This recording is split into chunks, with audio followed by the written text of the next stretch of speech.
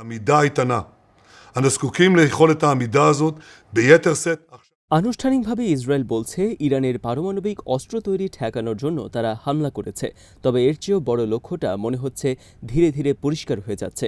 Iran সরকারকে তারা অস্থিতিশীল করতে চায় এবং হামলার মাধ্যমে তাদের পতন ঘটাতে চায়।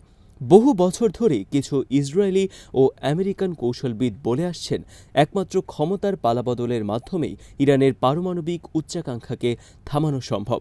কখনো চুপে চুপে, কখনো প্রকাশ্যে এই ধারণা নিয়ে আলাপ আলোচনা হয়েছে।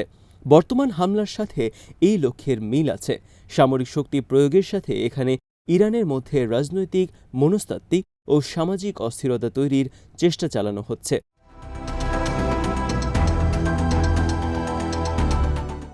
মনে হচ্ছে ইরান সরকারের বিরুদ্ধে একটা অভ্যুত্থান উস্কে দেওয়ার জন্যই এই হামলা করেছে ইসরায়েল। তাদের এই কৌশল নতুন নয়।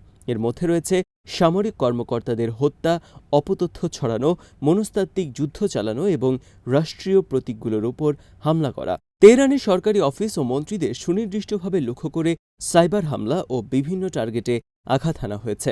ইরানের যোগাযোগ ব্যবস্থার অন্যতম অনুষঙ্গ জাতীয় টেলিভিশন সম্প্রচারে হামলা করা হয়েছে।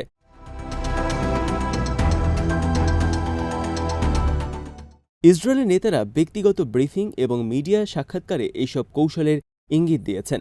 তারা স্বীকার করেছেন ইরানের পারমাণবিক ফ্যাসিলিটি জাগ্রোস ও আলবুর্জ পর্বত এলাকার গভীরে অবস্থিত।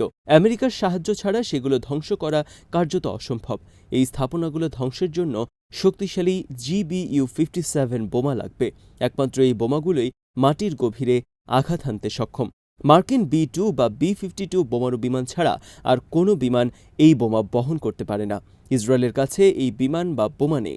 ইসরায়েলের নেতারা তাই মনে করছে যে ইরানের পারমাণবিক কর্মসূচি থামানোর জন্য সেখানে সরকার পরিবর্তন করা ছাড়া অন্য কোনো উপায় নেই।